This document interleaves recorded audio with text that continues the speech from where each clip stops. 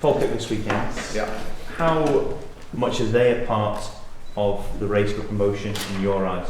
They're in a very good run of form. They're third in the league. They had a good performance last week against the team in second place, so they're a very real challenge, very real threat. All credit to them. So we're very respectful of that. So there's no doubt that there's a group of teams starting to break away, and we had a similar experience, last year in the Championship and the year before in League One as well. So situations where 4, 5, 6 teams keep on winning, and you have to deal with it and just maintain focus. Realistically, are they title challengers though, or is that particular race between yourselves and the Birmingham? I'm never going to talk about another team in terms of, my focus is Rangers, always will be, and our aim is to achieve what we have to achieve this season. But you have to respect the fact that there's teams on your tail, so to speak, delivering good performances. We have to go there on Saturday, respect them, never be wary of them, respect them, and try and deliver our performance to get the right result for us. If you beat them this weekend, does that put them out of the equation for top spot? No, I think last weekend tells you that Falkirk are 1-0 up at Hibs, we're 2-1 down at home to Morton. I'm not sure what odds you would have got at the bookies for that, but that's the nature of the game we're involved in, that you get the twists and turns of football. You can't talk about winning one particular game. Everyone's saying, win the game on the 28th. You've got that game the following week, and you can't drop points. And the nature of football is you have twists and turns. So we have to be as consistent as we possibly can be. Well, with that in mind then, the Rangers supporters and the wider watching public need to be prepared for perhaps other bumps along the way, other drop points that we've seen. I said at the AGM, I believe, there'll be setbacks. That's the nature of football. There's not the perfect season, or very rarely there's a perfect season. Everyone refers to Arsenal's invincibles, but there's very rarely a perfect season, and we're in good shape with a young group of players. Just spoke next door, we've taken the average age down 7 years almost, and we're 3 points clear at the top, and we've had a hiccups apparently.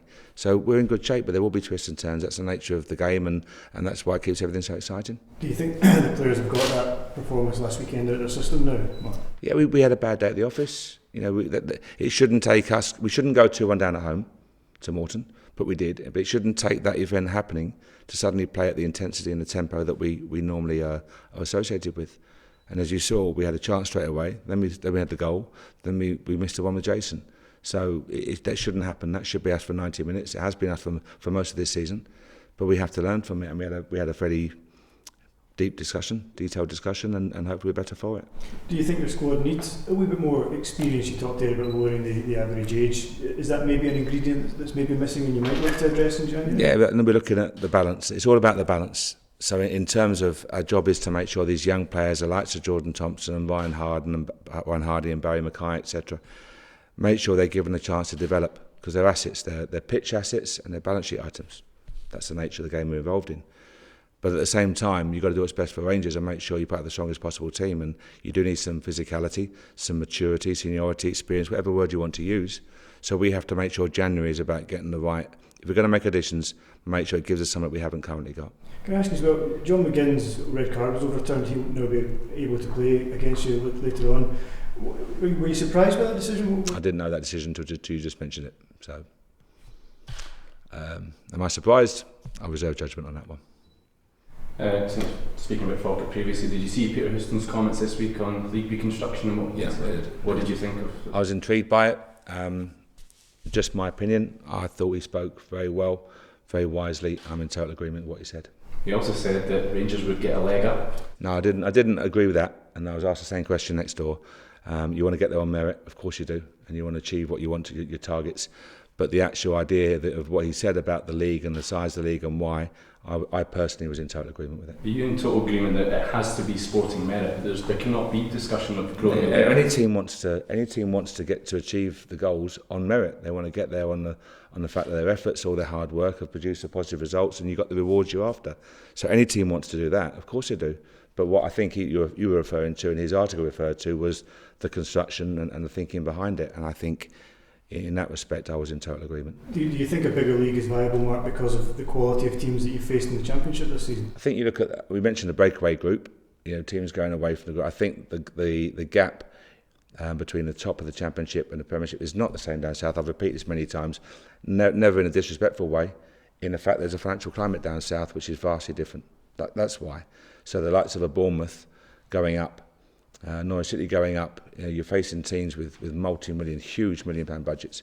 So it's the financial climate down south which is so very different. Up here, I think the gap is much narrower, and I think you can afford to have a very competitive 16-team Premier League. When you come to the arguments with bringing in a 16-team league, it's often the financial aspect of it is why it doesn't come through. Teams are reluctant to give up extra games against Old Firm. But is that sort of self-interest and short-termism, is that perhaps what's holding us as a nation back? I've got to be careful what I say here, haven't I? I would say yes. Just my opinion. I think you've got to look at it. And I keep being told about the financial climate, but I think sometimes it is a short-term pain for some long-term gain. And right now, it's not working. I keep being told that there's problems with the national game. I keep being told that radical measures are needed. Well, then there may be some short-term pain. Because you look at the elite end, I know Gordon and his staff, I'm sure, are looking at how do we improve the quality of play coming through. How do the Scottish teams get in at under-21 championships and 19s and 17s?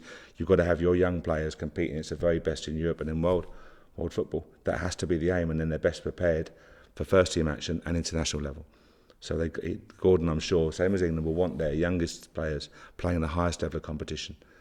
And we've got to make sure that it's all about the elite end as well. It can't be keeping everyone happy.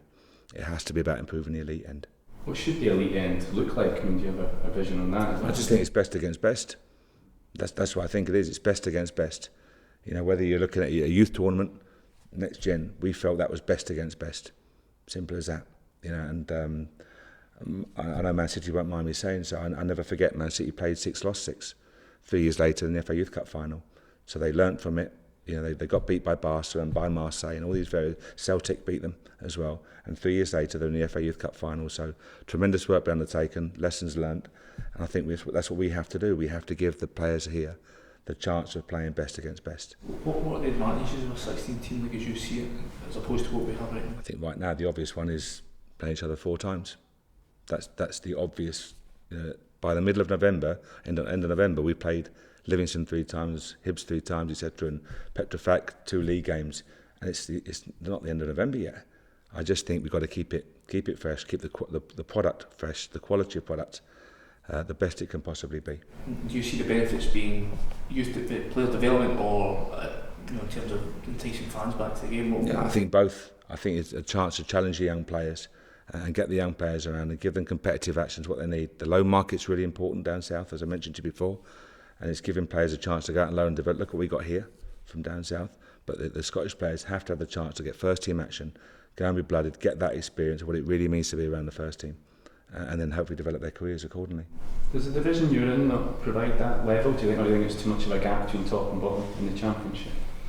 How do you mean? Well, you're saying you want to have the elite, and you've got Rangers, you've got Hibs in the second tier, Falkirk, good teams, but you think they need to be in a top division. You can't have a competitive second tier that provides the same level. Yeah, I think it just allows us to hopefully improve the quality of all-round product. And if you do that, the investment comes in and everything rises accordingly with it.